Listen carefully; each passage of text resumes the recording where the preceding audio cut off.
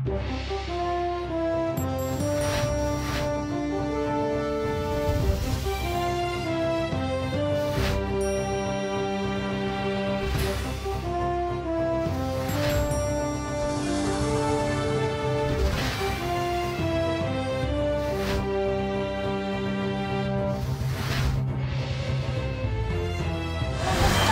aqui no centro de Katmandu.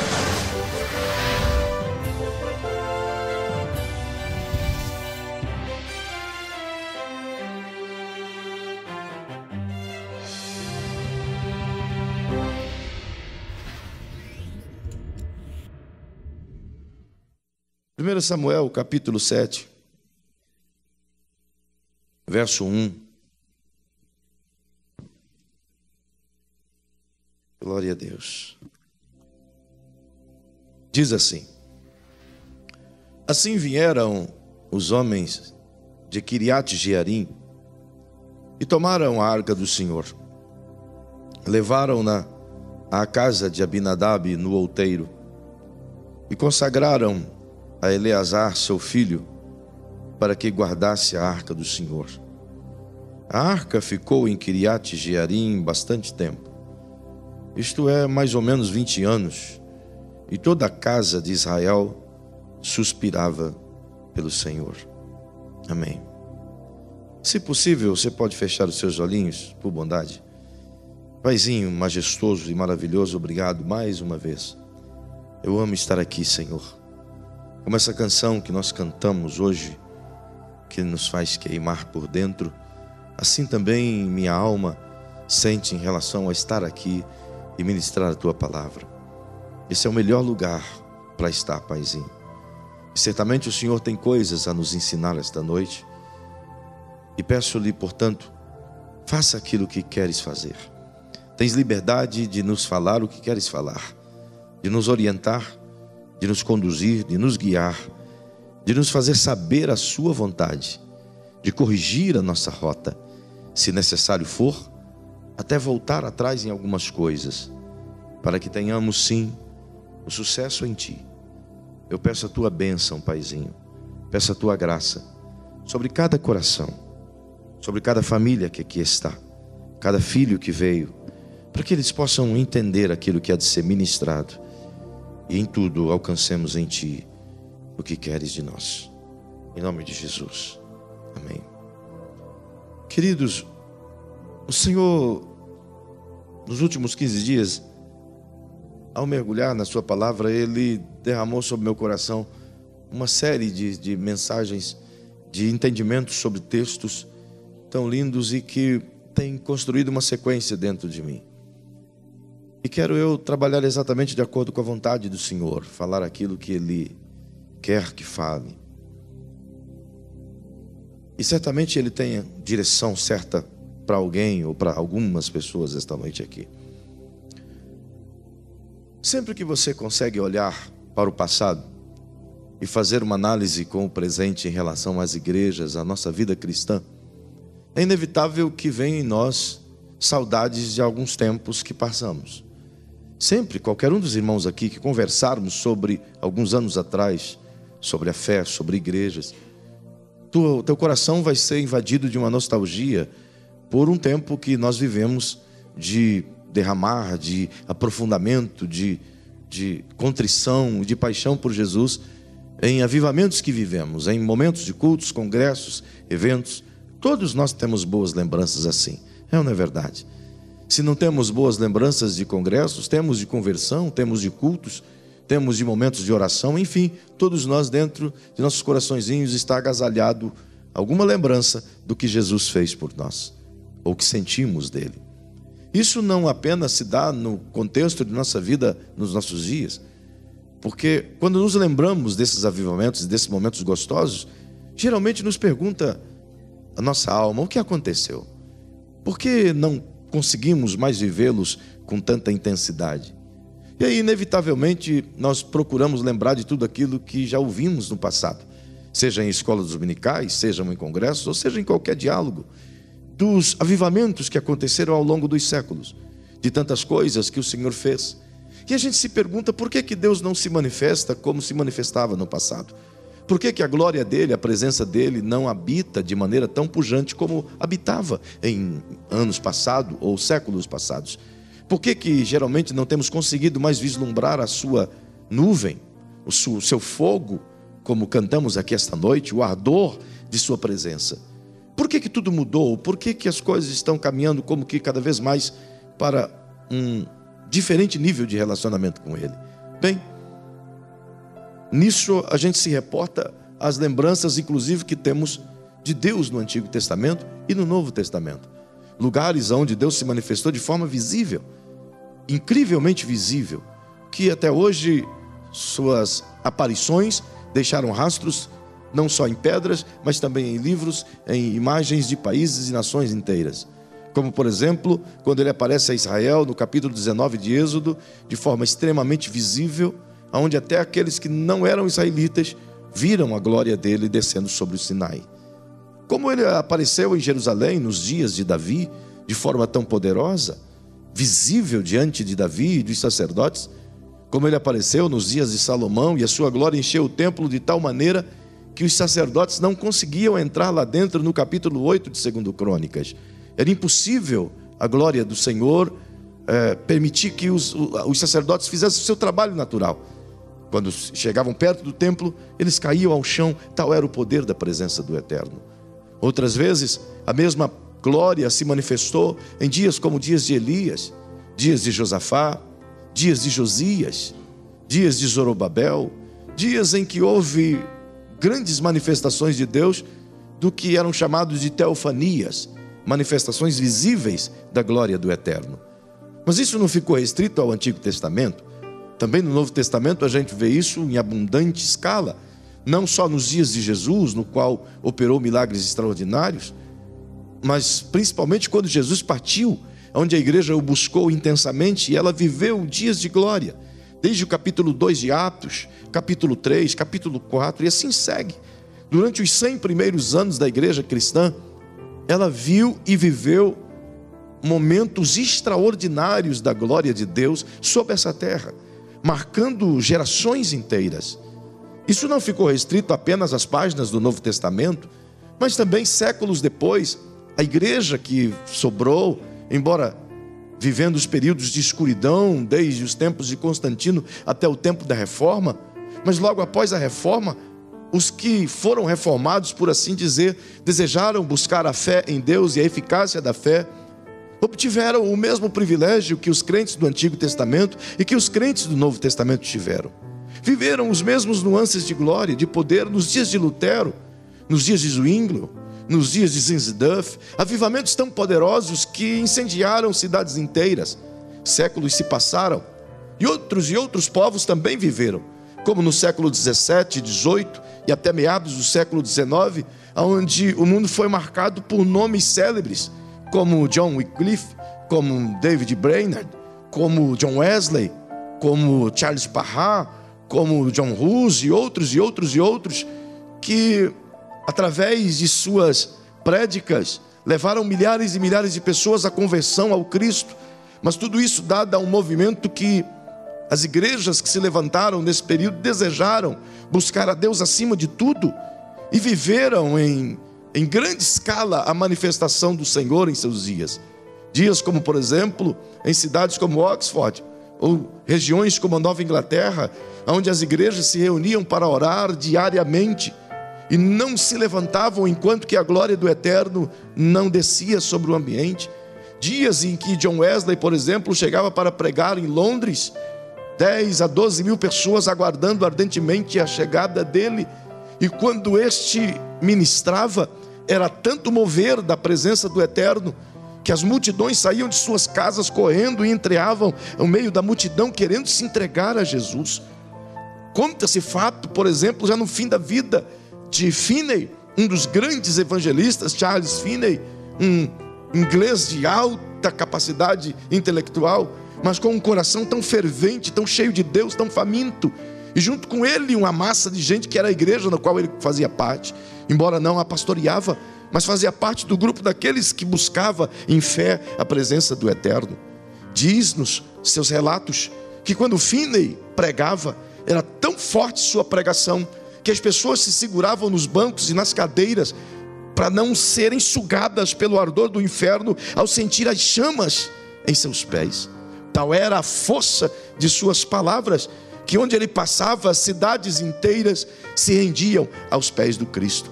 Conta-se, por exemplo, de John Wesley, que ele chega em uma pequena cidade no sul da França, e a cidade metalúrgica, ou completamente metalúrgica, e à medida que ele anda pelas ruas da cidade, as pessoas começam a chorar e a uivar. Tal era o peso do pecado que sentiam. E quando ele entra dentro de uma fábrica, as máquinas iam parando. À medida que ele ia andando, as máquinas iam parando, e os trabalhadores se jogavam ao chão, sentindo o peso de seus pecados. Tal era o avivamento dessa época. Tempos em que a igreja gastava horas e horas e horas em oração, e viviam um ardor tão intenso que era impossível Deus se conter no seu céu, e ele precisava descer aqui de forma tocável diante das pessoas, e por elas manifestava a sua glória abundantemente. Conta-se que nas Campinas da Inglaterra, John Wesley fazia uma pregação bem próximo à velha Londres, e enquanto que cerca de 16 mil pessoas o ouviam, ele abriu a sua Bíblia em Hebreus capítulo 9, verso 27, e ao fazer a leitura, ao homem é ordenado morrer uma só vez, vindo após isso o juízo. E quando ele disse amém, um grito se ouviu no meio da multidão dos 16 mil ouvintes: pregador, alguém acabou de morrer aqui. Alguém caiu duro, morto. E novamente ele leu de novo o texto e disse: ao homem é ordenado a morrer uma só vez, vindo após isso o juízo. Outra voz gritou com desespero: pare, pregador, porque um já morreu outra vez aqui. A terceira vez ele leu, e quando chegou no quarto que morreu, a multidão uníssona se joga no chão de joelho, caída pelo temor do Senhor, arrependida, pedindo misericórdia. Por que que isso aconteceu? Por que que esses moveres aconteceram? Será que isso ficou só nos séculos passados? Será que esses avivamentos foram registrados apenas para a história e nos fazer se lembrar de um tempo glorioso, que a igreja viveu uma expansão sem precedentes? O que aconteceu? Por que que hoje nós não temos conseguido ver essa dinâmica? Embora, é claro, existem lugares nesse país que estão sendo chacoalhados pelo mesmo mover do Espírito Santo, talvez não na mesma proporção, mas não obstante, estão buscando do mesmo jeito. Perceba, eu estive em alguns lugares ao longo desses anos todos, e um lugar me marcou, exatamente em uma favela chamada Favela do Alemão, ou Complexo do Alemão, no Rio de Janeiro. É um lugar muito famoso pelo que a TV mostra, sabe? Mas naquele tempo não estava assim, desse jeito, isso faz uns 10 anos. E eu, ao subir esse morro, eu fui levado por alguns pastores a pregar em uma igreja lá no alto. Para chegar nesse morro, a gente foi revistado por alguns caras que eram do tráfico, e eles respeitosamente nos revistaram e deram a bênção para poder subir o morro e pregar naquela igreja. E quando eu cheguei em torno de uns 3 a 4 quarteirões longe, eu vi aquela fila subindo assim, e eu perguntei para o pastor que me levava: está tendo alguma coisa, alguma feira, algum negócio, essa fila toda aqui? E o pastor disse: essa fila é das pessoas esperando para entrar. E quando eu cheguei próximo, irmão, a multidão era enorme em volta da igreja, que não dava para entrar. Eu digo: é normal isso aí? Sim, nós temos 4 cultos aqui. Ele disse: então sai o primeiro culto, pega a plaquinha do que estava, entrega para o que está lá fora, pode entrar, para ter espaço para eles entrarem e cultuarem a Deus. E pasme, era 3 mil pessoas sentadas no barracão. E eu tenho notícias de que o mesmo mover ainda está lá nesta região, sabe? Aí se pergunta: por que a gente consegue ver isso em alguns lugares, Senhor? Porque o passado é recheado de histórias, de moveres, de manifestações da presença do glorioso Pai. E enquanto eu fazia-lhe essas perguntas, Ele levou-me a olhar esse texto e me deu algumas respostas. E brevemente vou lhes dizer essas respostas. Perceba que o que acontece aqui é o retorno de algo trágico que acontecera. Israel se perdeu do Senhor. Os seus sacerdotes, Eli, corrompido, e permitiu que seus filhos emergissem numa corrupção sem volta, morreu mediante um ataque dos filisteus. Quando a arca foi levada para a região dos filisteus, em Gate, e a glória de Israel se foi, perderam a presença. E quando se fala da arca, É claro que é um objeto que Deus mandou Moisés fazer para estar dentro do tabernáculo. Era uma arca enorme de 70 centímetros de altura por 1,20 m de comprimento, por 60 de largura, coberta de ouro, com um propiciatório em cima, com 2 querubins, um olhando para o outro, de frente um para o outro, onde Deus disse a Moisés que desceria no meio dos 2 querubins e daria as respostas ao povo mediante aquilo que eles oravam. E Deus mandou fazer essa arca justamente para inaugurar o tabernáculo. Ela era um símbolo de sua presença, era um símbolo de sua majestade. E onde a arca ia, era como se a presença de Deus ia, e na verdade ela ia. Sim, era um meio nostálgico que os israelitas tinham de saber que estavam sendo portadores da presença de Deus. Esse objeto não era apenas importante no contexto histórico de Israel, mas ele era extremamente importante porque ele não era bonito apenas, mas ele refugia por conta do que habitava sobre ele quando o povo o adorava. Deus descia exatamente sobre a arca. A glória dele era visível sobre a arca. Brilhava uma luz azul entre os querubins, e as pessoas se inclinavam e adoravam de forte som. Era ouvida a voz de Deus que saía de dentro dessa luz azul.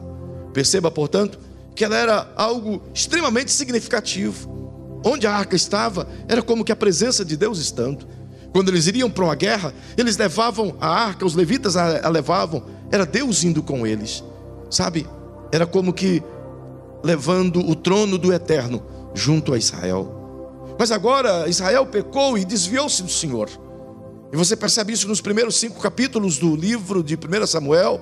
E o capítulo 6 é tão trágico. Entretanto, à medida que os filisteus tomam essa arca e levam, Israel emerge em um tempo de arrependimento e tristeza, uma profunda dor. E os filisteus ao mesmo tempo sofrem, porque roubaram a arca de Deus e levaram-na no templo de Dagon. E Deus fez com que a estátua de Dagon caísse aos pés da arca por 2 vezes. Em seguida, explode úlceras, hemorroidas nos habitantes de 7 cidades filisteias. E eles precisam, portanto, devolver a arca, e entendem que o que está trazendo maldição àquele povo é o fato de eles terem roubado algo que era representativo e importantíssimo para Deus. E, portanto, devolveram a arca para Jerusalém, aliás, para Siló. Mas quando devolveram, colocaram alguns objetos de ouro como que oferendas ao templo, ao tabernáculo e a Deus, e levaram, portanto, a arca a esse lugar, Kiriat Jearim, na casa desse cidadão, desse homem Abinadab. Interessante que a arca foi colocada ali, e até de uma forma correta, porque a Bíblia diz que eles consagraram Eleazar, que também era levita, para que fosse o guardador da arca do Senhor, para que fosse o zelador, para que preservasse. Abinadab fez um canto lá, um lugar lá, e ele guardou essa arca como um objeto valioso, como algo extremamente importante. Só que perceba que, embora Israel tinha essa consciência da importância da arca, eles suspiravam pela presença do Senhor, mas não tiveram nenhum deles, até porque não havia liderança nesse tempo que fizesse isso, que levantasse os israelitas, os levitas, e pudessem eles buscarem essa arca de acordo com os planos de Deus. E, portanto, emergiram num tempo de escuridão total. Ficaram sem a arca, pelo menos nesse período aqui, em que tiveram a ideia de que a arca estava em Kiriat Jearim, mais ou menos 20 anos. Só que esse é apenas um tempo, se não percebam. A Bíblia diz que essa arca, estando ali, Israel ficou como que sem a presença do Senhor em todos os quadrantes do seu reino.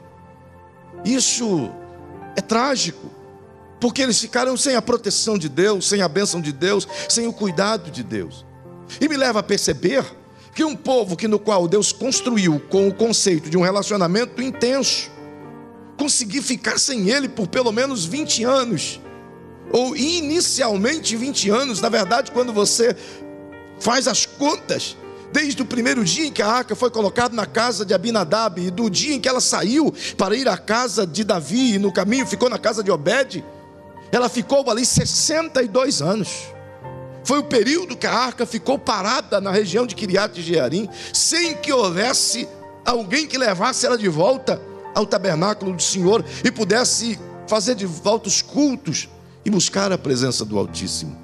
Ao contrário, as pessoas sentiam saudades, mas não tinham disposição de fazê-lo. Sentiam saudades daquele tempo, mas não tinham coragem nenhuma para ir desenvolver alguma coisa que trouxesse o que viveram nos tempos passados. Eles sabiam que eles deveriam sacrificar-se, esforçar-se, deixar os seus balins, deixar as suas coisas, os seus interesses pessoais, e buscarem nos conceitos da palavra de Deus o entendimento, e lá onde estava a arca, e trazê-la de volta para Siló, onde estava o tabernáculo, e ali fazerem, portanto, os cultos conforme Deus havia orientado. Mas ninguém sequer teve essa coragem, essa ousadia. Perceba que a arca permanecendo na casa de Abinadab, ora, ela nos ensina muita coisa. Sim, nos ensina. Faz-nos lembrar de que, igual a Israel, nós acabamos construindo nossa vida relacional. Igual a Israel, a gente acaba entrando no mesmo marasmo. Vivemos tempos de glória, perdemos a glória e começamos a ter saudade da glória. Vivemos tempos áureos de abundância da presença do Eterno, perdemos esses tempos áureos, daqui a pouco começamos a ficar com saudade daqueles tempos, e começamos a dizer: ó, quão bom era aquele tempo em que Deus se manifestava nas boas novas, quão bom era aquele tempo em que Deus usava as pessoas nas vigílias, nos tempos de oração. Mas não temos a coragem, a disposição de entender que naquele tempo a gente orava mais do que ora hoje, a gente buscava mais do que buscava hoje, a gente queria mais Deus do que queremos hoje, a gente jejuava mais do que jejuma hoje, a gente fazia com que o nosso tempo fosse dedicado a Deus mais do que é o tempo dedicado hoje, embora a quantidade de tempo seja a mesma. Só que aquele tempo a gente dizia que tinha tempo, e hoje a gente, tendo tempo, diz que não tem tempo. E a verdade é que Abinadab viveu exatamente esse contexto, sabe? A escassez de um relacionamento puro, contínuo, mantido através de uma paixão, foi dada justamente pelo fato de que essa gente aqui da casa de Abinadab se acostumou com a arca. Imagina comigo o primeiro dia em que a arca da aliança chegou na casa de Abinadab, e ele mandou fazer uma sala diferente ali, consagraram Eleazar para cuidar daquele ambiente. A arca repousou ali.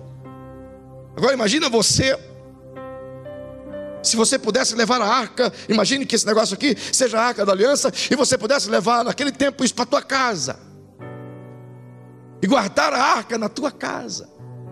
Desde os dias de Moisés, onde a arca ia, a bênção de Deus ia. Onde a arca repousava, é como se o céu repousasse sobre a casa. Onde a arca estava, era como se os anjos do Senhor acampassem ali, e a glória do Eterno circundasse aquele ambiente, sabe? Então agora imagina você fazendo da sua casa a hospedaria da arca da aliança. Imagina você convidando Jesus para dormir ou para passar um tempo num quarto especial lá na sua casa. Já pensou que privilégio? Os primeiros dias eram dias de bênção. Eleazar todos os dias limpava aquele ambiente, limpava a arca, e as pessoas ficavam admiradas. Mas os dias foram passando, e todos os olhos olhando aquele ambiente ali, aquela arca, foram se acostumando com ela. Alguns anos se passaram, e a arca se tornou apenas um objeto de decoração na casa de Abinadab. Bonito, caro, cheio de ouro, tem um valor simbólico enorme, mas não passa de um simples objeto de decoração. Isso é o mesmo que acontece com a nossa fé. Se não cultivada, ela se transforma simplesmente em um belo objeto de decoração de nossos coraçõezinhos. Isso é um fato tão gritante, porque a glória de Deus, pergunte para quem está ao seu lado, o que é a glória de Deus? A glória de Deus é aquilo que representa a sua grandeza e a sua majestade. Quando você fala de grandeza e majestade, é a glória de Deus. E quando a Bíblia fala de glória, a palavra kabod, é a palavra, na língua portuguesa, glória, mas o original da palavra kabod é peso. A palavra glória quer dizer peso, sabe? Peso que faz pressão. É um shekinah que pressiona. Quando ela vem, ela marca. Ela produz impactos extraordinários que as pessoas não esquecem nunca mais. E ela precisa se manifestar em alguma coisa. A glória de Deus, ela precisa se manifestar em alguém, ou em algo que o represente. É por isso que ele mandou fazer a arca, para preparar Israel para receber a glória. É por isso que a arca desapareceu nos dias de Jeremias, como quem estava dando a ideia: um dia vocês vão estar prontos para receber a glória. É por isso que a igreja no Novo Testamento não precisava da arca, porque a igreja é capaz de receber a glória dentro dela mesma. É por isso que Paulo escreve em 1 Coríntios capítulo 6, verso 19, dizendo que nós somos o tabernáculo, a moradia do Espírito Santo. Ele está aqui dentro. Logo percebam que nós temos a habilidade de fazer como que fez Abinadab. Passa o tempo e nós nos acostumamos. Nos acostumamos com as canções, nos acostumamos com as orações, nos acostumamos com a leitura da palavra, nos acostumamos com os cultos, nos acostumamos com os abraços, nos acostumamos com os congressos. Sabe, temos a tendência de estacionar neles e ali gostar e permanecer inócuos, ainda que seja tudo muito legal. Igualzinho nos dias de Abinadab. Sabe? Aí achamos que a glória de Deus são manifestações, línguas estranhas, barulho intenso. Não, isso não é a glória de Deus. Isso é apenas manifestações visíveis de quando você recebe o impacto da glória. Mas não é a glória. A glória, quando ela vem, ninguém não consegue nem falar. Ela nos toma de tal maneira, nos enche, nos arrebata, nos sacode, nos faz chorar, nos faz tremer. Não é possível suportar como homem o peso da glória de Deus sem se entregar a Ele por completo. É essa a diferença que a gente vê nesses dias de avivamentos. As igrejas buscavam Ele de tal maneira e não se contentavam em tê-lo menos do que os outros do passado tiveram. Mas nós não temos essa habilidade. Nós acendemos as nossas fogueiras na expectativa de que o Espírito Santo venha. E esperamos um dia, 2 dias, 3 dias. Mas a nossa fogueira vai se apagando.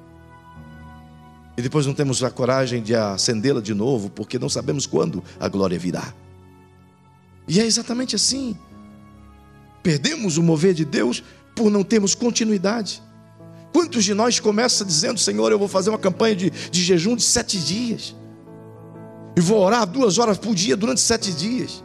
No 3º dia, o jejum, que era o dia inteiro, já só é feito até meio-dia. A oração que começa no fervor, no 3º dia, não dá nem para dobrar o joelho mais, tão doído que está. Então vai se esmiuçando, vai se diminuindo. E a gente vai perdendo todo aquele mover que antes tínhamos. E a glória vai embora. O que aconteceu aqui é tão lastimante, é tão triste. Porque o que eles tinham de prazer, eles transformaram o relacionamento pessoal com Deus em um relacionamento virtual, em um relacionamento ritualístico e extremamente virtual. O que o pastor Joseph falou aqui agora há pouco é uma verdade absoluta. As pessoas se contentam em cultuar a Deus pela TV. Há uma grande massa nessa nação de desviados virtuais, crentes virtuais. Mas quando você olha para as palavras de Jesus no Novo Testamento, ele ensina que o único meio de ser igreja é congregando como igreja. Eu preciso crer nele para a salvação, mas eu preciso ter comunhão com a igreja para manter a salvação. Eu vou dizer de novo porque você não entendeu talvez. Diga para quem está ao seu lado, diga: basta crer nele para ser salvo. Mas eu preciso ter comunhão contigo para conservar a salvação. É por isso que o autor aos Hebreus diz: não deixem de congregar, como fazem alguns. Porque eles sabem a importância que tem o fogo junto, irmão. Eles sabem a importância do que é caminharmos juntos, congregarmos juntos. Mas o que é virtual não tem ligação, não tem calor.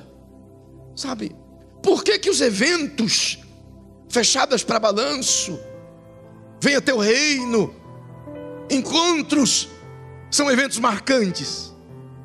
A gente anela para estar, porque a gente vai para eles dispostos a permanecer 2 a 3 dias ao lado das pessoas famintas e buscar a Deus a todo custo.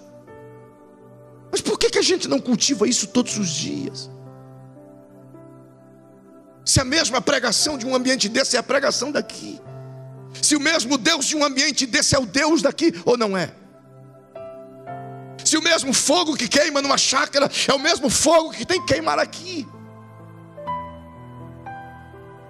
Mas a gente consegue criar barreiras, construir muros, apagar fogueiras separando as brasas. E eles fizeram isso. Israel perdeu a glória. Emergiram em um caminho sem volta. Por conta desse desleixo quanto à presença de Deus, nunca mais Israel conseguiu se tornar uma nação contínua, mas se tornaram elevados e caíam, elevados e caíam, elevados e caíam, por conta de sua inconstância em relacionamento. Perceba que é tão triste essa cena, mas ao mesmo tempo ela nos ensina de forma tão cabal. Dá a impressão que eles aqui cultivavam um relacionamento casual com Deus. Sabe aquele relacionamento, quando eu preciso eu vou, quando necessito eu tenho. Deus passa a ser mais útil do que amado em nossos dias. Nós o buscamos quando Ele é útil, mas não o queremos por amá-lo. Israel fazia isso, e as nações fazem isso. Essa é a nossa diferença entre aqueles que estão vivendo um avivamento ou que viveram um avivamento.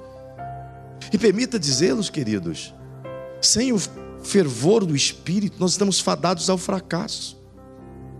Não se enganem. As nossas performances de cultos, as nossas canções, os nossos bons ritmos, os nossos ministérios de louvores, os nossos programas, os nossos trabalhos, embora todos eles tentando alcançar a excelência, mas eles por si só não são capazes de manter uma igreja crescentemente viva. A única coisa que mantém uma igreja crescentemente viva é a presença pujante do Espírito Santo, e ele só permanece onde ele é ardentemente desejado. Deus não suporta estar em um lugar onde ele é tolerado. Ele ama estar em um lugar onde ele é desejado ardentemente. Sabe? E a presença de Deus, ela quer se manifestar. Porém, às vezes a gente percebe que há mais de Deus em bares de esquinas do que em igrejas.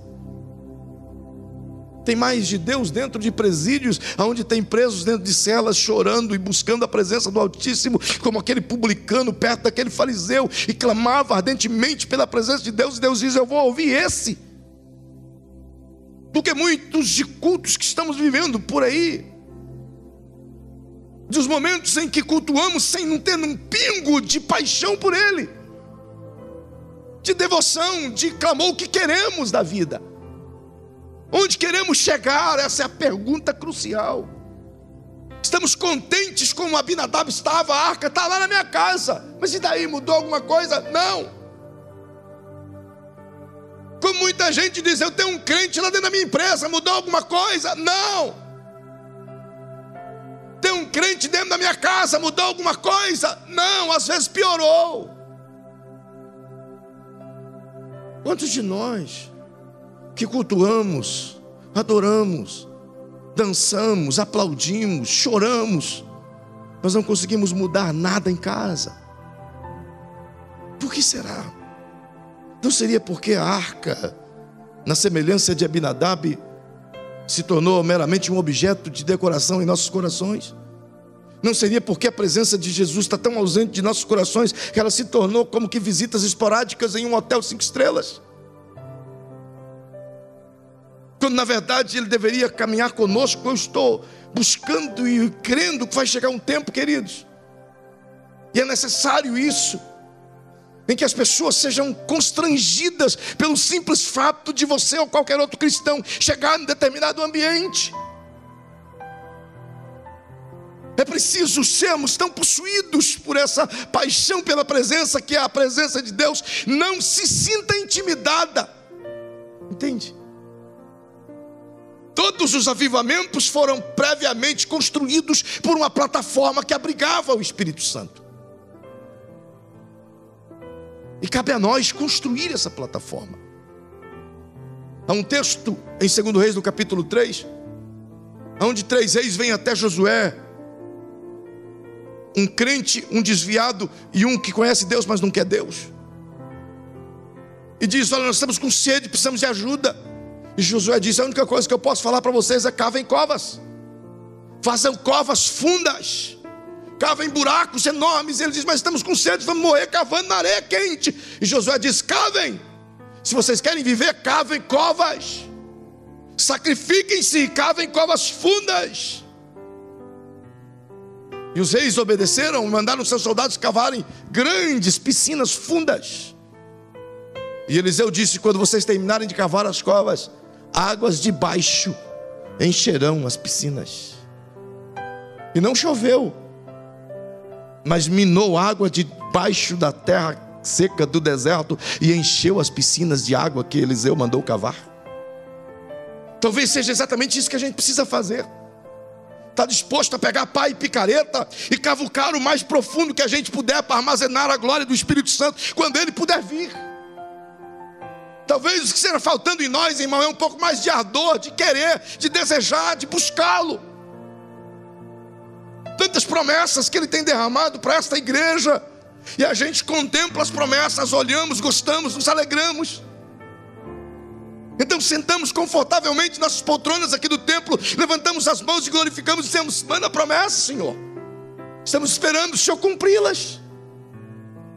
Quando na verdade não seguimos as instruções, quando Ele diz: voltem a mim, arrependam-se, busquem-me constantemente. Quanto tempo a gente passa clamando a Ele por dia? Qual é o tempo que a gente desenvolve relacionalmente com Ele, irmão? E a nossa vida tem se tornado meramente um instrumento, simplesmente carregadores de arcas decorativas.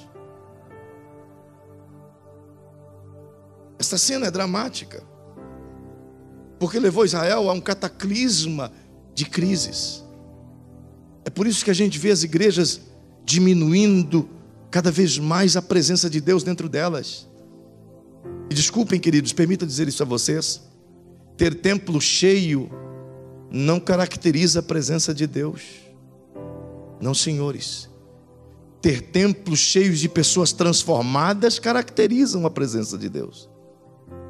Mas templos cheios de pessoas transformadas transformam cidades inteiras. O problema é que nós temos templos cheios no Brasil, cheios de pessoas atrás de milagreiros e milagres, mas que não conseguem influenciar ou inspirar sequer os seus vizinhos.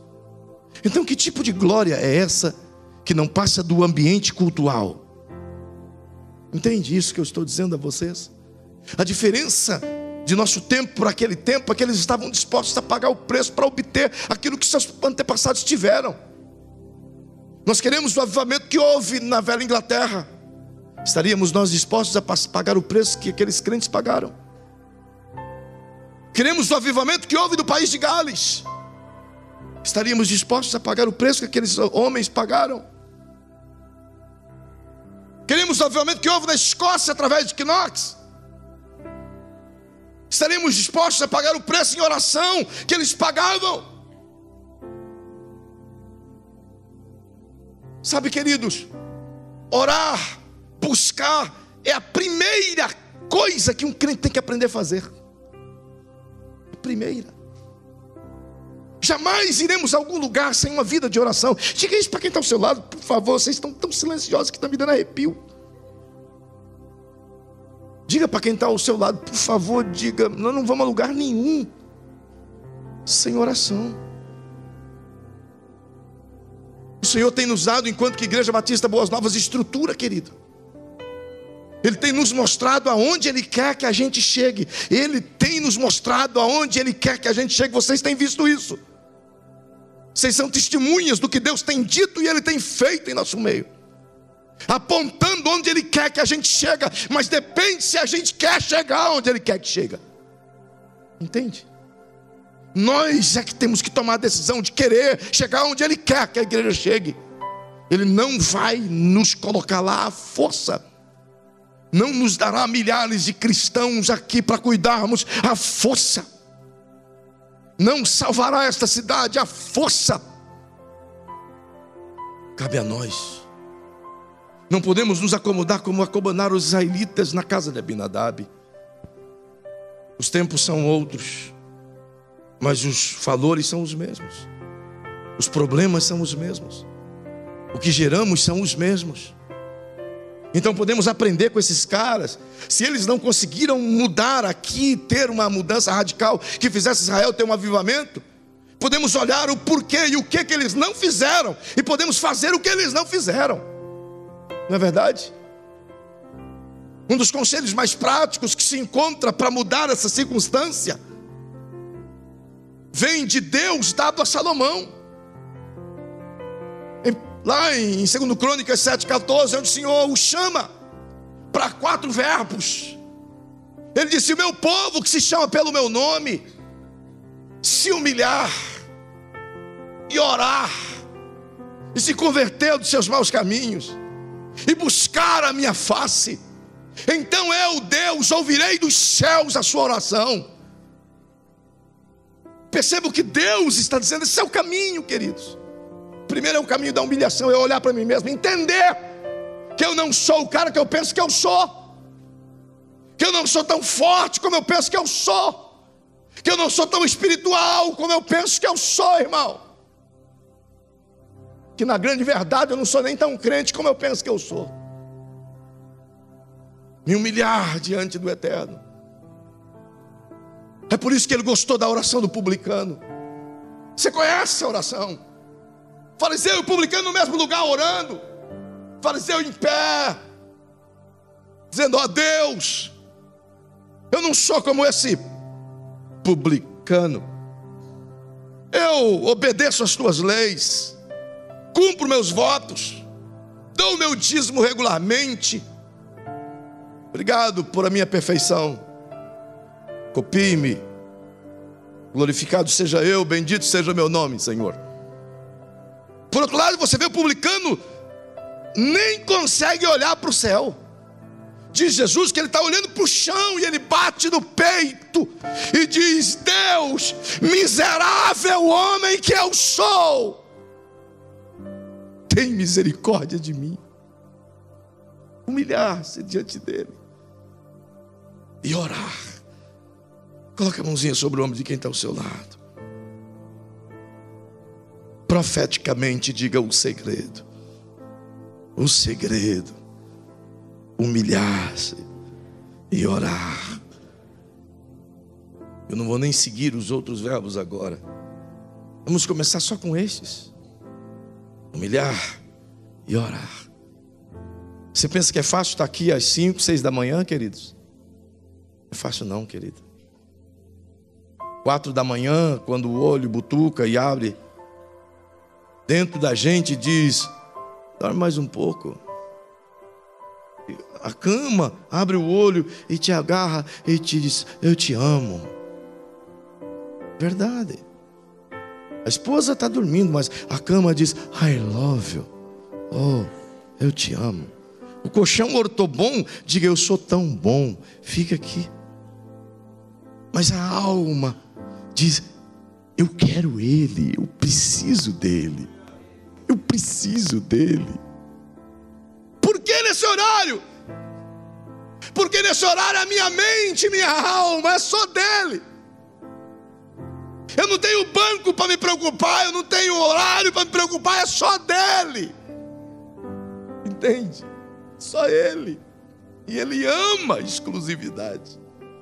Ele ama quando você está olhando no olho dele, sem ficar olhando para o celular ou para o computador. Ele ama exclusividade. E a gente tem perdido isso, queridos. Estamos vivendo de conta-gotas, quando poderíamos estar encharcados por sua glória.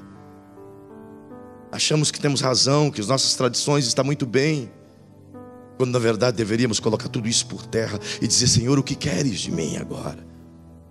Estamos concentrados em tentar encontrar aonde Ele se manifestou, quando deveríamos estar concentrados em saber onde é que Ele vai se manifestar. Sabe? Eu olho Israel nessa situação e eu vejo uma mudança acontecendo. Quando Davi assume o trono, 42 anos depois desse momento aqui, assume o trono de Edom, Hebrom e depois Israel. E quando chega em Jerusalém, eu quero concluir esse pensamento e orar com você. Quando ele chega em Jerusalém, Davi está com 30 anos de idade agora. É um menino novo, 33 anos melhor, um menino novo. Ele quer alcançar todo o governo. E quando assume Israel por todo, ele completa 40 anos e é o rei de todo Israel, não só de Hebrom. Mas quando assume Jebus, que é Jerusalém, a primeira coisa que Davi fez, ao chegar em Jerusalém, fazer aliança com os moradores da cidade, a primeira decisão de Davi foi: onde está a arca da aliança? Ele nunca tinha visto ela. Davi não. Davi só ouvia falar da arca. Quando Davi nasceu, a arca já estava em Quiriat Jearim. Ele só ouvia falar dela, sabe? Nunca tinha visto o que era aquilo. Mas os contos, as falas da manifestação de Deus, ao ler os textos sagrados, então Davi pergunta: onde é que está a arca? E alguém lhe diz: Davi está na casa de Abinadab em Quiriat Jearim. Tem um senhor lá já de idade, Eleazar está cuidando dela. Abinadab já falecera. E Davi disse: vamos buscar essa arca. Mas antes de buscá-la, eu quero preparar as coisas para buscá-la. Quero trazê-la aqui para minha casa. Quero trazê-la para perto de mim. Então Davi perguntou: como é que a arca chegou na casa de Abinadab? E alguém disse assim: quando a arca foi tomada pelos filisteus e eles foram acometidos de doenças, então eles tiveram uma ideia, construíram um carro novo, fizeram um carro novinho, 0 quilômetros, e pegou 2 vacas com bezerros novos, e tiraram as vacas de seus bezerros e colocaram nesses carros novos, e colocou a arca desse carro, e disseram assim: se essa arca é o problema, está causando dores em nós, então essas vacas, sem ninguém as guiar, vai levá-la no lugar onde a arca deve estar, Israel. Mas se essas vacas saírem errantes pelo deserto e morrerem pelo caminho, então não era a arca, não era Deus que estava causando em nós essas úlceras. Então tiraram as vacas dos seus bezerrinhos, ataram no carro novo, colocaram a arca e os presentes em cima do carro, e tocaram a vaca e colocaram ela fora da cidade. E as vacas partiram, berrando pelo caminho, 600 quilômetros, berrando pelo caminho, até chegar em Israel. Deus as guiou até chegar em Israel. Então colocaram a arca na casa de Abinadab. Aí Davi disse: então eles usaram um carro novo? Ok, manda fazer um carro novo bem bonito, e vamos pegar os bois, e vamos puxar essa arca e trazê-la para cá. E fizeram uma comitiva, e foi Davi na frente, todos os seus sacerdotes, aquele montoeiro de gente. A princípio 3.000 homens. E foram até lá com um carro novo. E quando chegaram na casa de Abinadab, colocaram a arca. Já os filhos da casa, Uzá e os outros, estavam ali cuidando, colocaram a arca no carro novo. Está endereçando, indo a Jerusalém. Um dos bois tropeça em uma pedra, a arca cai. Uzá, de uma maneira totalmente irreverente, afinal de contas, todo dia ele passava a mão na arca, dava um tapinha, olhava, tirava um selfie. Agora ele vai tentar segurar a arca, mas ele esqueceu que a arca parada ali na casa era só um objeto de decoração. Mas a arca em movimento perto de alguém que queria Deus. A glória já estava na arca. Ele esqueceu que enquanto a arca estava na casa de Abinadab em Quiriat Jearim, ninguém queria o Deus que manifestava nela. Ela se tornou só um objeto de decoração. Mas quando aparece o Davi com 3.000 homens dizendo: eu quero tanto Deus que eu quero que representa Ele perto de mim, Deus já disse: opa, tem alguém que me quer. Já estava lá. Quando Uzá vai proteger a arca, a glória de Deus, o peso da glória, tira a vida de Uzá eletrocutadamente. Então Davi se assustou com aquilo. Ele não conhecia, ele nunca viu a luz na arca. Todos se assustaram e correram. Morava perto desse ambiente um homem chamado Obed-Edom. Quem mora aí, Obed? Obed, dá para você guardar esse negócio aí que acabou de matar o Uzá? Estamos com medo desse negócio. O Obed disse: ok, é a arca de Deus? É. Meu Deus, pode deixar ela aqui, por favor. Obed preparou a sua sala, é uma tenda enorme, e colocou a arca lá.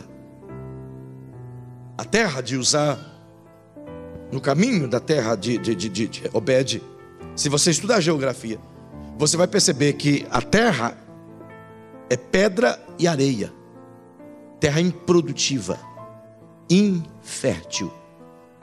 A fazenda de Obed-Edom, infértil, águas escassas, nunca produziu nada. Obed-Edom cuidava de cabras, mas ele recebeu a arca. Quando a arca é colocada dentro da casa dele, Davi vai embora. 3 meses, alguém fala com Davi: Davi, tem acontecendo alguma coisa, Davi. O quê? A casa de Obed-Edom, homem. Tu precisa ver o que está acontecendo. E Davi diz: o que aconteceu lá? A fazenda de Obed-Edom inteira está produzindo o que nunca produziu. O que era deserto se tornou uma terra fértil, Davi. As vacas que ele tinha morrendo criaram, está uma coisa maravilhosa. A fazenda dele prosperou em 3 meses, o que não prosperou em 20 anos. Davi disse: é a arca, é Deus que está lá, vamos dar um jeito, ele tem que vir para cá. Como é que eu vou saber o caminho certo? E alguém disse: lê a palavra de Deus. Ele deixou tudo escrito. E Davi mandou consultar os escribas e os sacerdotes. Então trouxeram o livro da lei. E Davi olhou e leu o que Moisés escreveu, que só os levitas devidamente consagrados poderiam carregar a arca nos seus ombros, não em um carro. Colocar os seus ombros debaixo dos varais de ouro da arca e carregá-la. Então Davi mandou chamar os levitas e os sacerdotes, e jejuaram e consagraram-se. Mas diferente disso, diferente da primeira vez que foi 3.000 homens, Davi disse: nós vamos buscar a arca na casa de Obed, mas agora nós vamos numa comitiva de 40.000 homens. Eu vou sair do meu trono e nós vamos à casa de Obed buscar essa arca e trazer para Jerusalém. Ok, como vamos fazer o roteiro, Davi? Alguém pergunta. E Davi disse: da casa de Obed até Jerusalém são 25 quilômetros. Então vai ser facinho trazê-la. Trazemos num dia. Começar cedo, final da tarde estamos aqui. Davi disse: vamos fazer do jeito de Deus. Vamos. Chama 40.000 homens, traz todos os bois que a gente tem, traz todas as ovelhas que a gente pode. Por que, Davi? Porque vai ser exatamente assim. É 25 quilômetros? É. Então nós vamos sair da casa de Obed, do portão da casa de Obed. Os levitas vão colocar a arca nos seus ombros. Os sacerdotes vão trombeteando na frente. E os outros sacerdotes vão cantando e salmodiando atrás. E eu vou junto à arca, adorando ao meu Deus. Então, vamos contar 6 passos. Vamos descer a arca. Vamos colocar um altar no chão. Vamos degolar um novilho. Vamos degolar um bezerro. Vamos sacrificar no altar. E vamos fazer um culto a Deus. E depois vamos dar mais 6 passos. Vamos fazer outro culto a Deus aqui, mais outro novilho, mais outro bezerro, mais outro carneiro. E vamos cultuar ao Senhor, trombetear e cantar a Ele. Levanta a arca, mais 6 passos.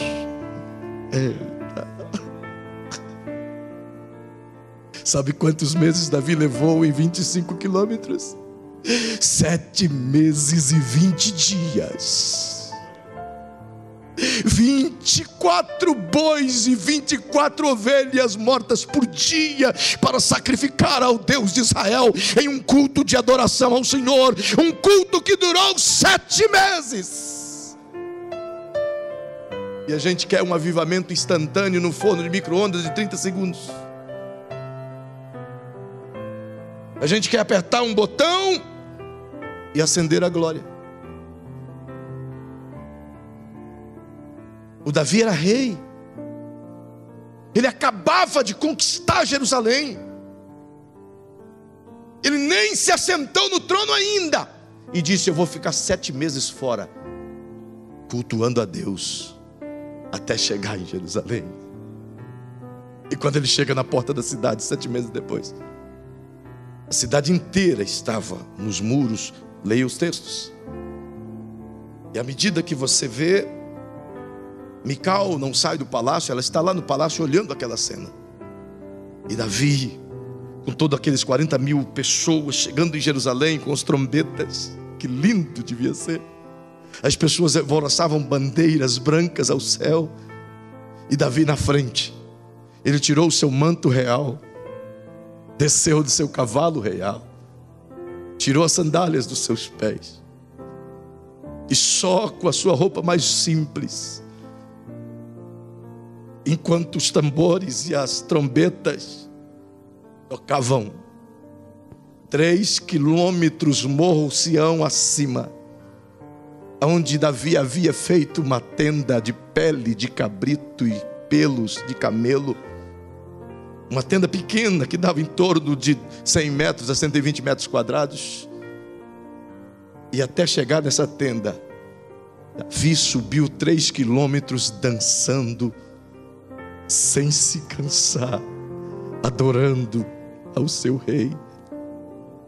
Onde já se viu um rei prestar esse disparate de dançar na frente do povo a pé, subindo a ladeira?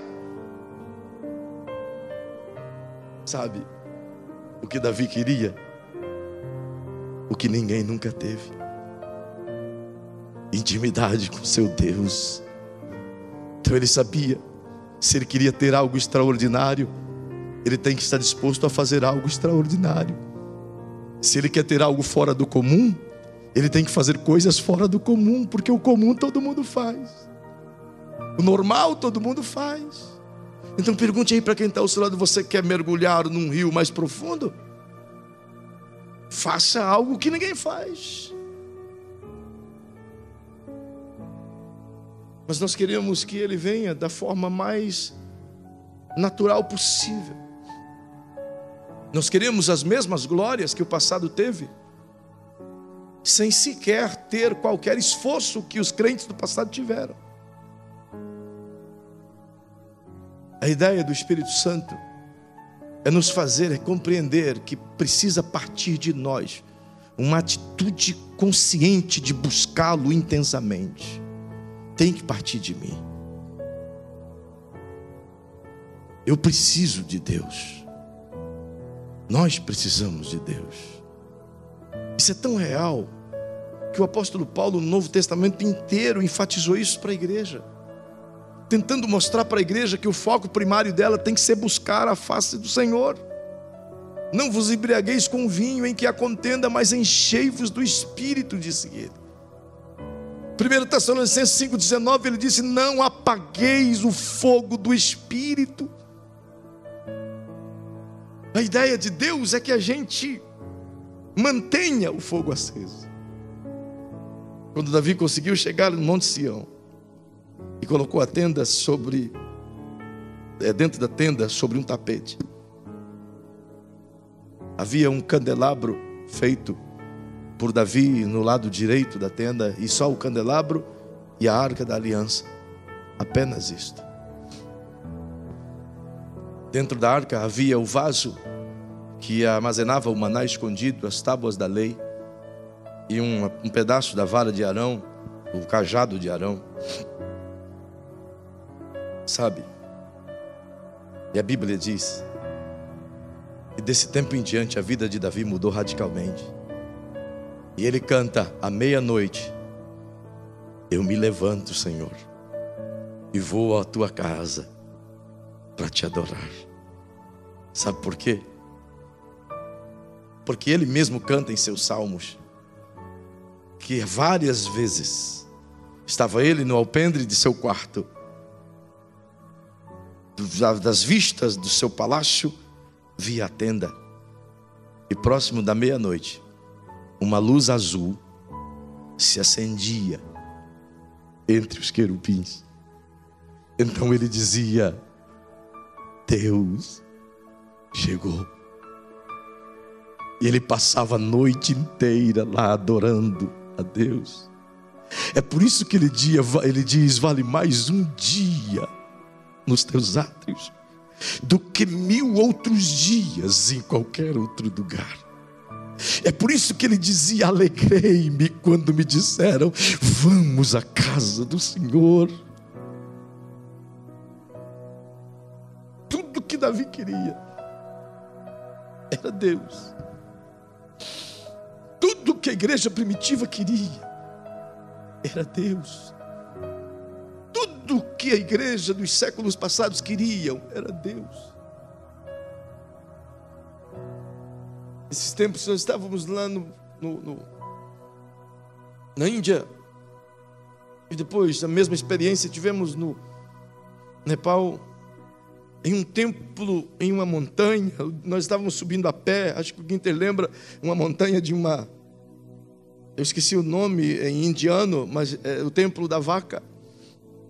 E a gente subiu a pé para ver milhares e milhares e milhares e milhares e milhares de pessoas subindo. E o Peter disse que em torno de 6 a 8 milhões de pessoas por dia sobem e descem aquela montanha. E quando chegamos lá, um templo gigantesco com milhares de deuses. E as pessoas sacrificam horas de suas vidas lá diante de Shiva, do deus vaca e de outros milhares de deuses que lá possuem. E quando eu estava subindo, eu estava pensando: meu Deus, por que nós como igreja não temos um pingo dessa coragem, dessa fé, dessa devoção, gente? Por quê? Como pode isso, gente? No templo de Shiva, acho que Walter se lembra, pessoas dormem lá dentro, permanecem dias lá dentro, só para ter um horário perto de Shiva. E a gente, sabe, como nós queremos Deus desse jeito, gente? Como nós conseguiremos atraí-lo desse jeito? Eu espero que o Espírito Santo possa estar falando ao teu, assim como tem falado ao meu coração, e despertado-me cada vez mais cedo, chacoalhado-me cada vez mais cedo. E não só eu. Pastor Vando cantou uma canção há pouco aqui que diz que algo no meu peito queima, que não nos deixa descansar. E eu e minha esposa, ela testemunha disso, tanto eu dela quanto ela de mim, que queima. E eu quero que queime cada vez mais. Eu tenho dito, sabe, se for para viver um dia sem a presença do Espírito Santo, eu prefiro morrer aqui mesmo, nesse altar. Porque não vale a pena, queridos. Há um rio do Espírito para a gente navegar. Há um rio. E a gente tem se contentado em molhar os pés. Eu queria que você se colocasse em pé. Pergunte para quem está perto de você. Diga para essa pessoa querida, diga: há quanto tempo você está perto da arca? Assim como molhamos os pés no rio, e só molhamos, e mantemos os pezinhos molhados, e nos alegramos porque ele refresca os nossos pés. Mas Ezequiel disse que um anjo mediu 1000 côvados e disse a nós que estamos na margem: vem para dentro do rio. Então ele foi 1000 côvados e a água chegou nos seus tornozelos. Então ele disse: oh, aqui é muito bom, é uma praia muito linda, a água está molhando os meus tornozelos, que coisa maravilhosa. Então o anjo mediu mais 1000 côvados e disse: Ezequiel, vem mais um pouco. E o Ezequiel disse: eu vou, Senhor. Então andou mais um pouco. Oh, e a água já deu pelos seus joelhos. E ele disse: nossa, que água mais límpida, coisa linda, eu posso ver o fundo. Tão gostoso estar aqui, uma praia maravilhosa. E o anjo mediu mais 1000 côvados e disse: Ezequiel, é gostoso aí, mas aqui é melhor. Vem mais um pouco. E o Ezequiel foi mais um pouco. Mas agora a água foi subindo e chegou aqui nos seus lombos. E ele diz: oh Senhor, aqui é tão bom. Meu corpo agora está todo fresco. A água é transparente, é límpida. É muito gostoso aqui. Então o anjo disse: tá bom aqui, Ezequiel? E ele diz: oh, é maravilhoso, Senhor. E o anjo disse: eu vou medir mais 1000 côvados. E mediu mais 1000 côvados. E olhou para o Ezequiel e disse: Ezequiel, vem até aqui onde eu estou. O Ezequiel disse: Senhor, já está bom de água. Eu já estou com a tua glória até nos meus lombos. Está maravilhoso aqui. Eu nunca tive isso. Eu sempre molhei a sola dos pés. Agora eu estou com água nos lombos, Senhor. É maravilhoso. E o anjo disse: mas no meu rio sempre tem mais. Sempre tem mais. Sempre tem mais. Sempre tem mais. Então ele pegou e andou mais 450 metros. E de uma altura para diante ele teve que nadar, porque ele disse: então eu já não tinha mais pés, e agora eu nadava nas águas do rio, do fluir do Espírito de Deus. Esse é o momento onde o Espírito quer nos tomar e fazer com que nossas vidas sejam por Ele dirigidas. Em nome de Jesus. Encoste bem pertinho de quem está perto de você. Encoste ao lado de alguém e diga para essa pessoa amada, diga: a vontade de Deus. Melhora isso, diga: a vontade de Deus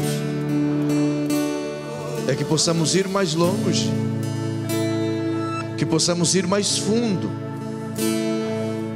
possamos chegar mais alto.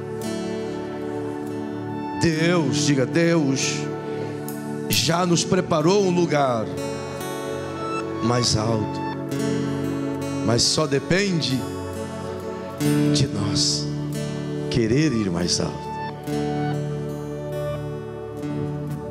Cada um de nós aqui, cada um de vocês jovens aí em cima, vocês podem navegar de uma unção tão grande, que Deus pode levar vocês como com asas de águias em lugares tão grandes.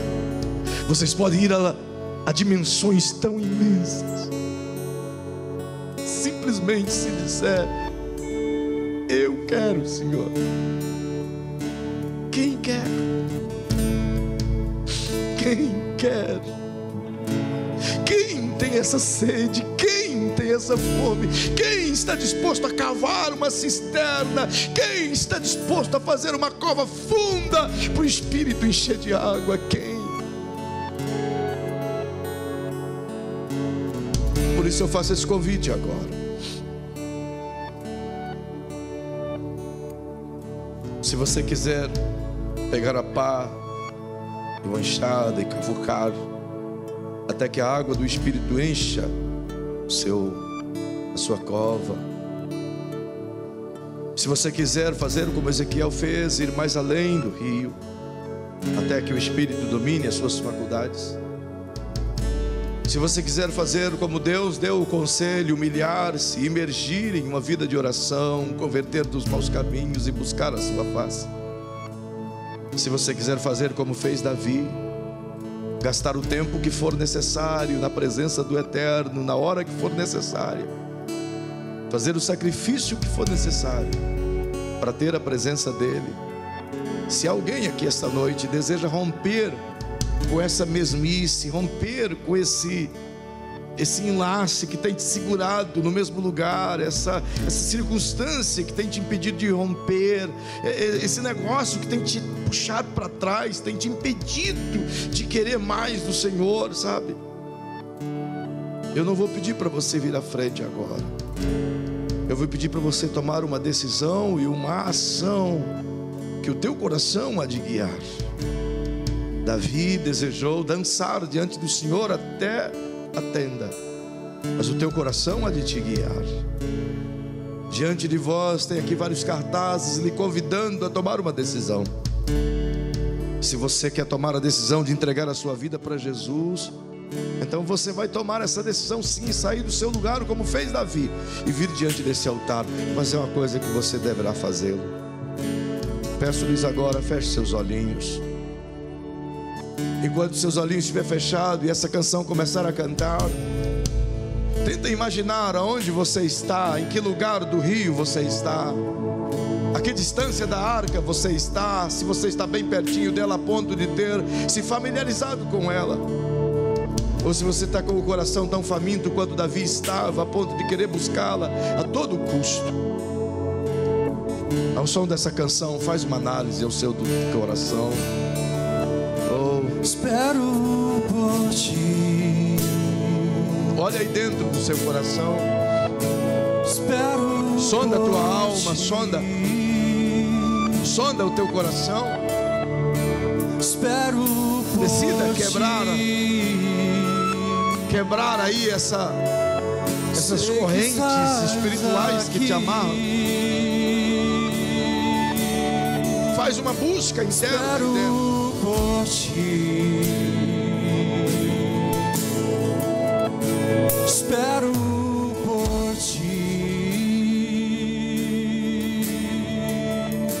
Espero mais adiante. por ti. Sei que estás aqui.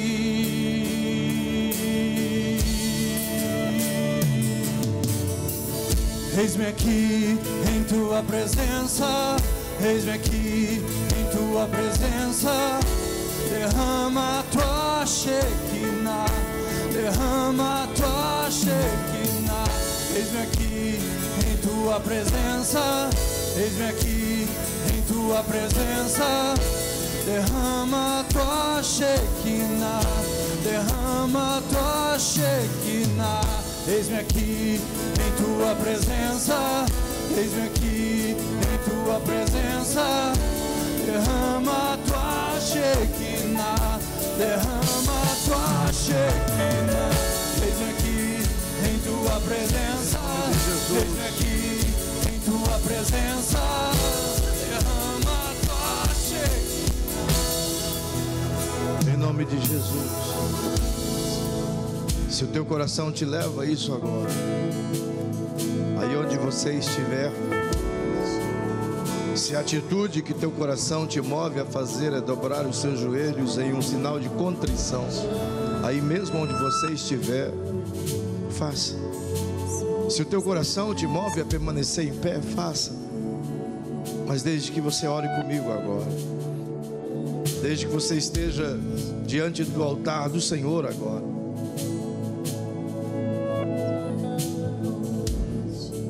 em nome de Jesus, feche seus olhos.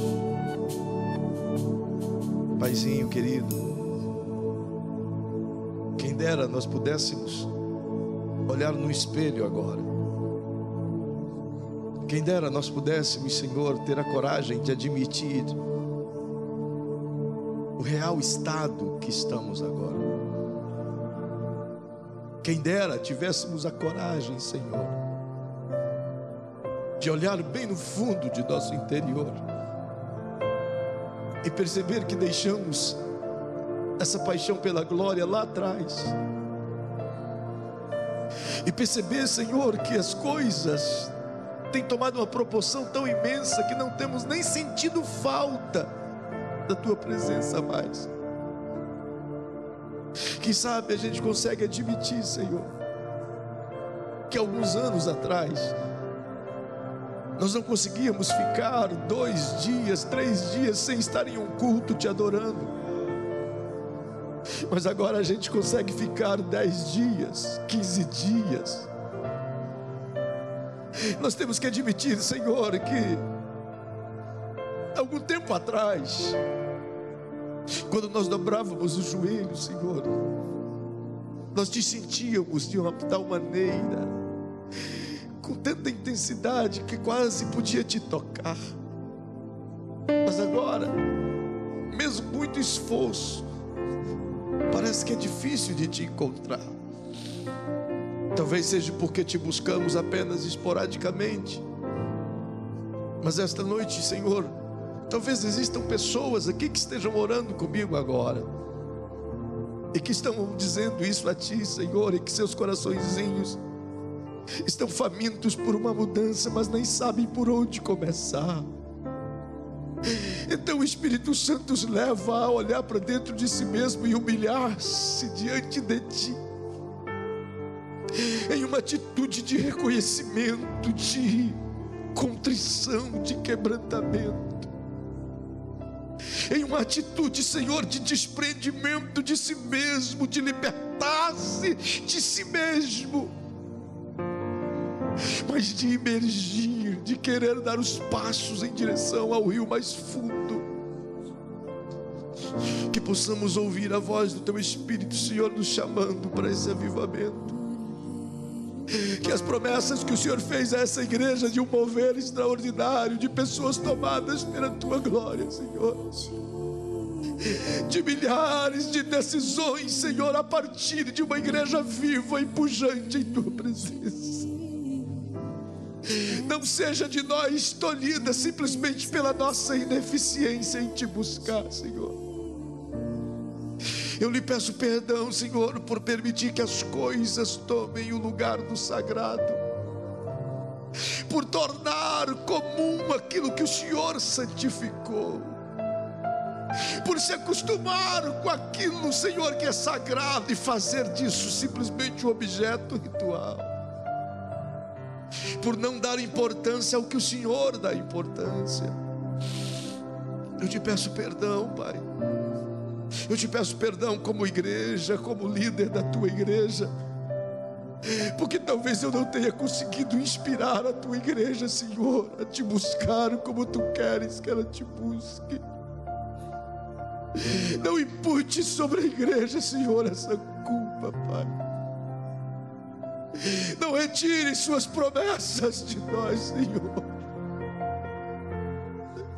Ah, Pai, há 40 e poucos anos atrás o Senhor deu uma visão ao pastor Francisco, Senhor, e o Senhor me deu a mesma visão sem antes saber dessa que ele havia tido.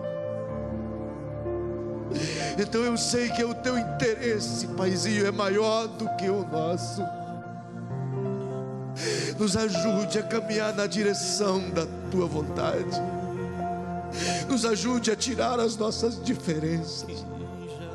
Nos ajude a romper com os nossos protocolos pessoais. Nos ajude a descer o nível mais baixo e entender que somos como aquele publicano, mas que tudo o que queremos é a Tua glória, Senhor. Oh, eu estou agradecido, Senhor, pela salvação de pessoas, mas eu estou insatisfeito pelo volume da Tua glória, e eu sei que o Senhor quer nos dar mais. Então nos dê mais, Senhor. Então derrama sobre quem tem sede, então derrama sobre quem está faminto, então acende o fogo de quem quer. Ah, Espírito de Deus.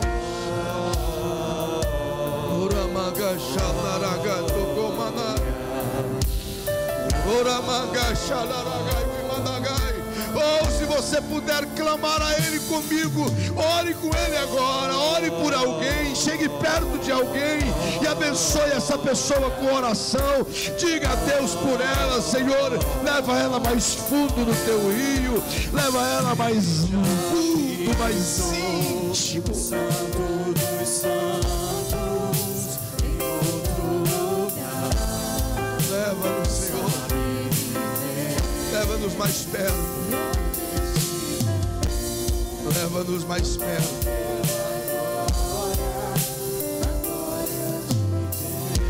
Leva-nos mais perto. Sem som algum. Eu quero terminar agora. Sem som algum. Só você, a sua voz e Deus. Só você, a sua voz E Deus, se você puder orar com alguém, se você puder se aproximar de alguém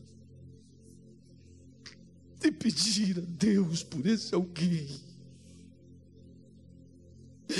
oh, fogo de Deus, oh, Deus de Israel, vem com a tua glória, aviva-nos outra vez, Senhor.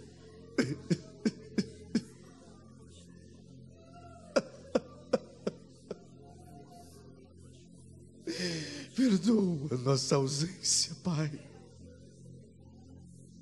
Perdoa nossa negligência, Pai. Perdoa nossa frieza. Perdoa o fato de concordar com a distância da Tua glória. É por isso, Senhor, que as pessoas não estão se salvando. Elas não te veem em mim, não te veem em nós. Perdoa-nos. E aviva-nos outra vez. Desperta-nos outra vez. Não retire de nós a tua promessa. Não dê a outro povo a tua promessa. Nós iremos fazer o que tu queres. Nós iremos te buscar como o Senhor quer que te busque. Confia em nós, Senhor. Nós iremos mais longe. Nós iremos mais longe. Eu te imploro isso agora. Como igreja eu oro, pedindo, Senhor, que durante toda esta semana incomoda o coraçãozinho dos seus filhos, provoque os seus filhos a uma mudança interna. Senhor, provoque-nos a querer mais do que uma religião e querer um relacionamento contigo. Nos leva ao mais íntimo, ao mais profundo. Oh, em nome de Jesus. Enquanto essa canção termina o culto, eu queria que você abraçasse alguém, abraçasse carinhosamente e dissesse no ouvidinho dessa pessoa: o Senhor não desistiu de você.